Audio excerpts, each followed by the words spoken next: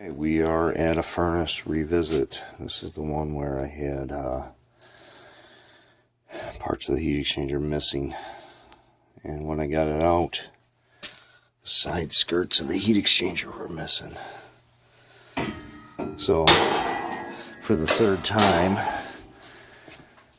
first time I had another guy out here, he missed a bunch of parts putting it back together.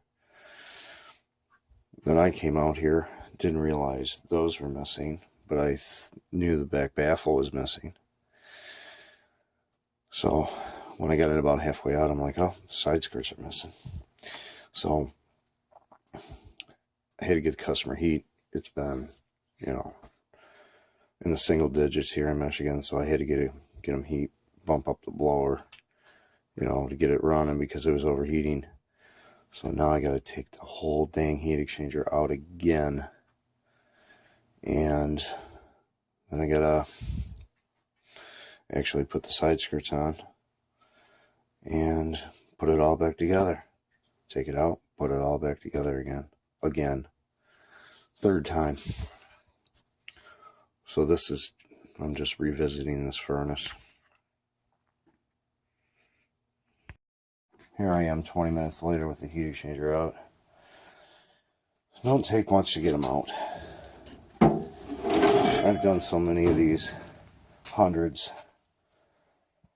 It only takes me a few minutes to get it apart. There's not much to it. So there's the plate I put in last time, right there.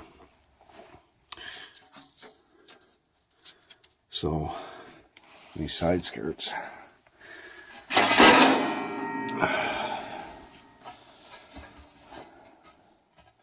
Go right there.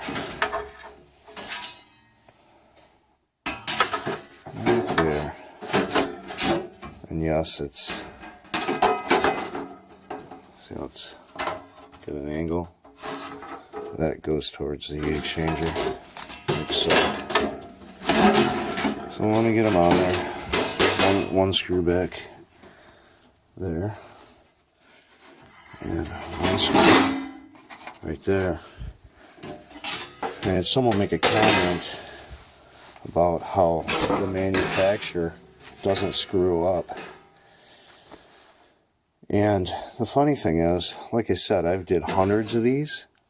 I've found screws missing. I've found heat exchangers, coupling boxes installed upside down. Manufacturers do make mistakes. He also was saying I should scratch off that sticker. No, I shouldn't, because that's going to tell someone else who services the unit that heat exchanger has been replaced, and plus it's gray. So it says install or remove screws before installation. It doesn't say remove sticker. What's the sticker gonna do? So let me get this on, and then we'll go from there. Take a picture of it. I'm gonna take a little video before I get the thing back together, or back in the unit itself there, the cabinet. I got the plates installed here. That's how they should look. And it channels air up. It keeps that airflow instead of going out towards the cabinet this way. It keeps that air channeled, through the heat exchanger. Because if I'm path of least resistance is right there, so I'm going to get less air through where my limit's at, down here somewhere, right there. Especially this one, if I got more air, the limit's right there. If I got more air channeling up this way, it's going to trip on limit every time. So let me throw this back in. But this is actually finally complete. Special order. Those baffles, don't throw them out. So let me get this back in and back together. It's going to take me longer to get back together.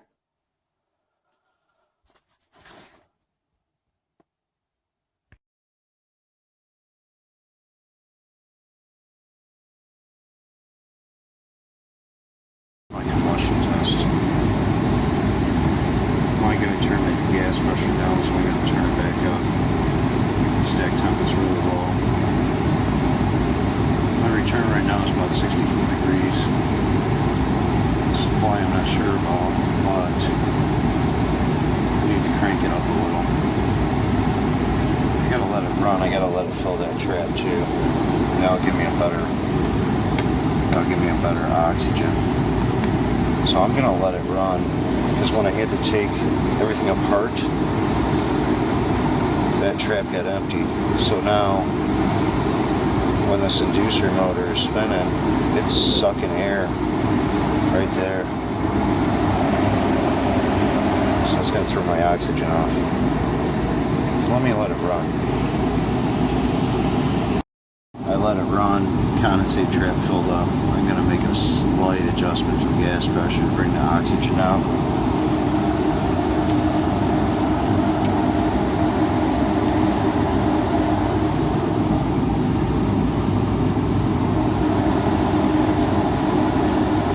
About a quarter turn.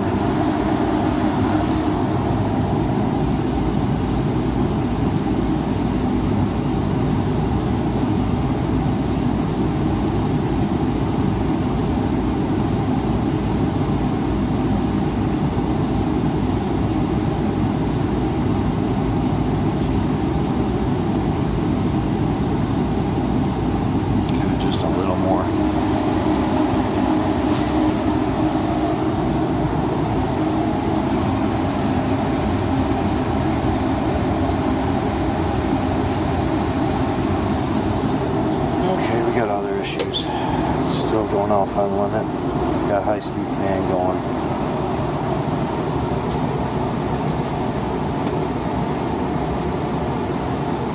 Let me find out what's going on.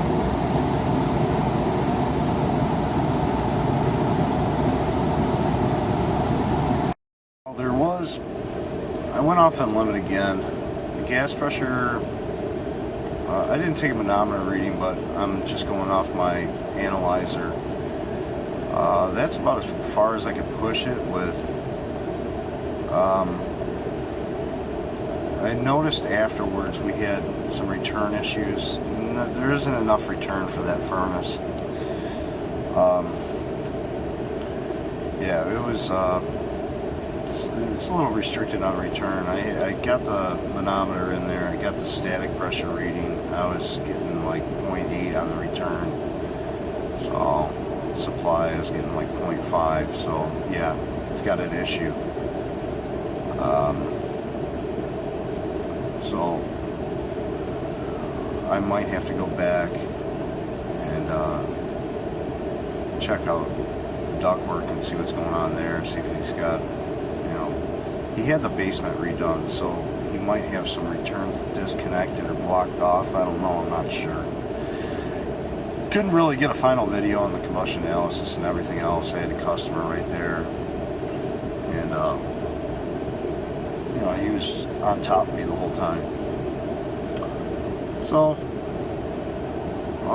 I'll probably go back to that one. I'm probably not going to get too much video, because if I get any at all, because the customer is a little irritated with the whole situation. And I think it's been going on for a while, and it just didn't happen now when we replaced the heat exchanger like he says it did.